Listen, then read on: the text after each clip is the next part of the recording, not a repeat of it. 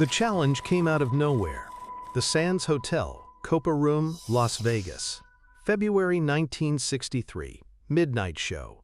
The Rat Pack was 40 minutes into their set. Frank had sung. Dean had done his drunk routine. Sammy was at the microphone midway through a ballad, pouring his heart into every note. The audience was silent, captivated. Then Dean Martin, standing at the bar with a glass in his hand, spoke. Not loudly, but loud enough. "That's real pretty, Smokey. But can you do it while tap dancing?" The audience laughed nervously. Sammy stopped singing mid-verse. Looked at Dean. Dean wasn't smiling his usual lazy smile. His eyes had that glint. The dangerous one. The one that meant he was bored with the script and wanted to see what would happen if he threw a grenade into the middle of the show. "Can I do what while tap dancing?" Sammy asked carefully. "That song," Dean said, taking a sip from his glass. "Finish it. But tap dance the whole time." The audience murmured. "This wasn't part of the act." Frank Sinatra, standing in the wings, leaned forward. "Interested now." Sammy looked at Dean for a long moment. "You want me to sing and tap at the same time?" "That's what I said, didn't I?" Dean replied. "Unless it's too hard for the world's greatest entertainer." The words hung in the air. Challenge, mockery, test, all wrapped in Dean's trademark casual cruelty that walked the line between joke and insult. Most people would have laughed it off, made a joke, moved on. But Sammy Davis Jr. didn't get to where he was by backing down. He snapped his fingers at the band. "From the top, gentlemen, and keep up." What happened next became Rat Pack legend. The band started again, the same ballad, slow, emotional, the kind of song you stand perfectly still for. Sammy began to sing, and his feet started moving. Not simple tap, not basic rhythm, intricate, complex tap dancing, the kind that requires every ounce of concentration, the kind that makes people forget you're also singing, because the footwork is so demanding. Except Sammy didn't let them forget. His voice never wavered. Every note perfect, every word clear, while his feet created a percussion symphony that seemed impossible for one human being to produce. The audience gasped. Dean's eyebrows went up.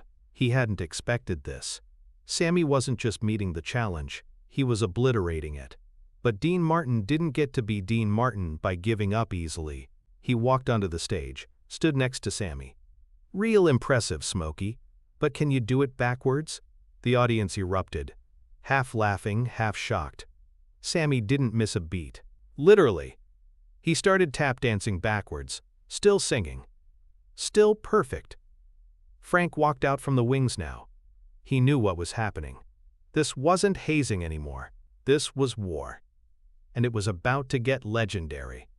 "Boys," Frank said, his voice cutting through the noise, "I think we need to make this interesting."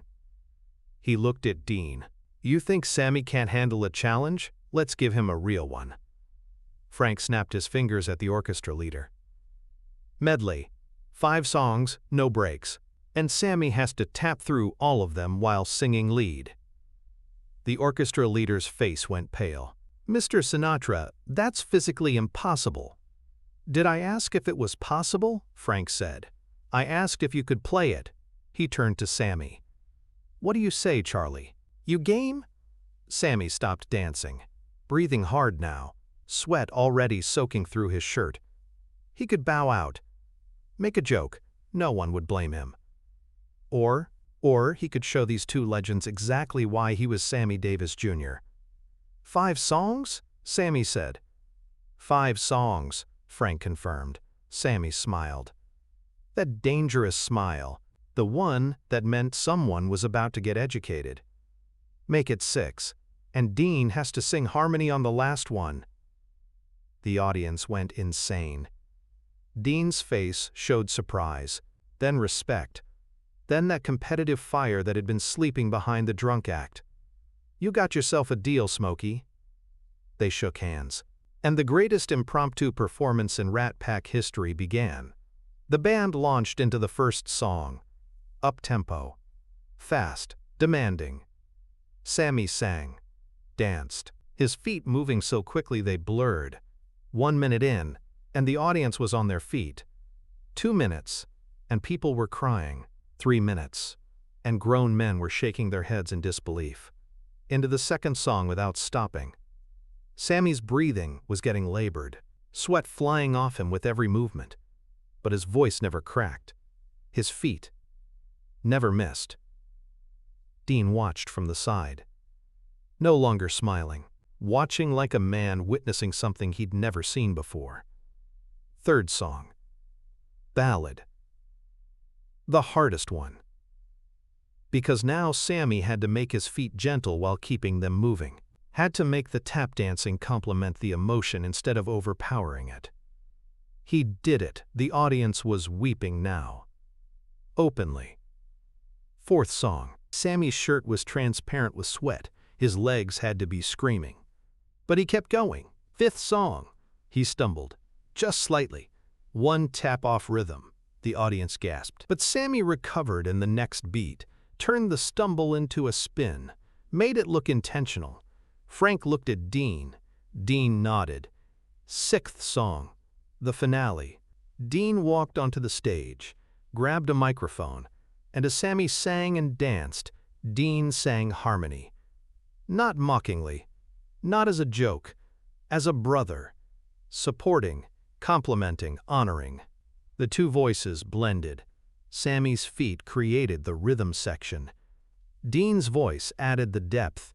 And for 3 minutes and 18 seconds, everyone in that room forgot they were watching a show. They were watching transcendence. When the final note ended, Sammy collapsed. Not dramatically, just sat down. Right there on stage, legs giving out. Dean rushed over. "Smokey, you okay?" Sammy couldn't speak, just nodded, gasping for air. Frank brought him water. The audience was on its feet. Standing ovation that lasted 7 minutes. Finally, Sammy found his voice. "Dean Martin," he wheezed. "If you ever challenge me to do that again, I will kill you." Dean laughed, pulled Sammy to his feet. "You just did the impossible, Smokey, and you made it look easy." "It wasn't easy," Sammy gasped. "It was the hardest thing I've ever done." "I know," Dean said quietly. "That's why I pushed you. Because you're the only one who could do it." Sammy looked at him. "You set me up." "Yeah," Dean admitted. "I did, because these people deserve to see what you're really capable of. Not just the act, the real thing." Frank joined them, put his arms around both of them. "Ladies and gentlemen," Frank said into the microphone, "you just witnessed something you'll tell your grandchildren about. The night Sammy Davis Jr. proved that legends aren't born, they're forged." After the show, in Frank's suite, the three of them sat in silence. Sammy's legs were wrapped in ice. He could barely move. "I can't walk," Sammy said. "Literally cannot walk. I have 2 shows tomorrow. How am I supposed to perform?" "You're not," Frank said. "I'm calling them off. You need to rest." "Frank, I can't cancel." "You can and you will," Frank said firmly. "What you did tonight, that wasn't a performance. That was a sacrifice. And you don't sacrifice yourself twice in 2 days." Dean poured drinks for all of them. "I need to tell you something, Smokey," Dean said. "What?" "I didn't challenge you because I thought you'd fail. I challenged you because I wanted the audience to see what I see every night. The greatest entertainer alive. Not just talented, transcendent." He handed Sammy a glass. "And I wanted you to know it too. Because I watch you, Sam. I watch you doubt yourself. Question whether you're good enough. Whether you belong here with us." "Dean." "Let me finish," Dean said. "Tonight you proved something. Not to the audience, to yourself. That when pushed to your absolute limit, you don't break, you fly." Sammy's eye filled with tears. "That was cruel, Dean. What you did was cruel." "I know," Dean said, "and I'm sorry. But I'd do it again. Because cruelty that pushes you to greatness is kinder than comfort that keeps you small. Frank raised his glass. To Smokey, who just taught us all what it means to be unstoppable. They drank. And in that moment, something changed between them. They weren't just colleagues anymore. They were brothers who'd been through battle together. The story of that night spread through Las Vegas like wildfire. Every entertainer in town heard about it. What Dean had done. What Sammy had proved. Within a week, other performers started trying it. Tap dancing while singing. None of them could do it. Not like Sammy. Because Sammy hadn't just been tap dancing and singing. He'd been proving something. To Dean. To Frank. To the audience. But mostly to himself. That he deserved to be there. 20 years later, in 1983, Dean Martin gave a rare interview. The journalist asked about the Rat Pack days. "There's a story," the journalist said, "about you challenging Sammy to tap dance while singing. Is that true?" Dean smiled. "Yeah, it's true." "Why did you do it?" Dean was quiet for a moment. "Because Sammy was the most talented man I ever met." But he didn't believe it. He thought he had to work twice as hard to be half as good because he was black. He paused. And I wanted him to see what I saw. That he wasn't working twice as hard to be half as good. He was working twice as hard and he'd become twice as great. "Do you regret it? It was pretty harsh." "No," Dean said. "I regret a lot of things. But I don't regret pushing Sammy to show the world what he could do, because that night, he became immortal." In 1990, 2 months before his death, Sammy was asked about that night. He wrote on his notepad, his voice stolen by cancer. "Dean challenged me. I hated him for it in the moment. But he was right. I needed to prove to myself that I could do the impossible. And I did." One more question. Do you think Dean was being cruel? Sammy thought for a long time. Then wrote, "Dean loved me enough to push me past my limits. That's not cruelty. That's the highest form of respect. He believed in me more than I believed in myself, and he made me prove him right." The story of that challenge is not about competition. It's about what happens when someone who loves you refuses to let you play small. Dean Martin could have let Sammy do a good performance. Instead, he pushed him to do an impossible one. And Sammy rose to meet it. Because that's what greatness requires.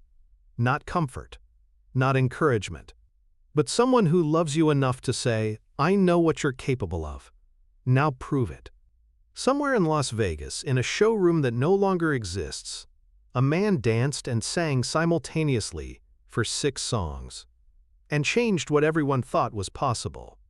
Because another man challenged him, not to fail, to transcend. That's brotherhood. That's the Rat Pack. That's legend.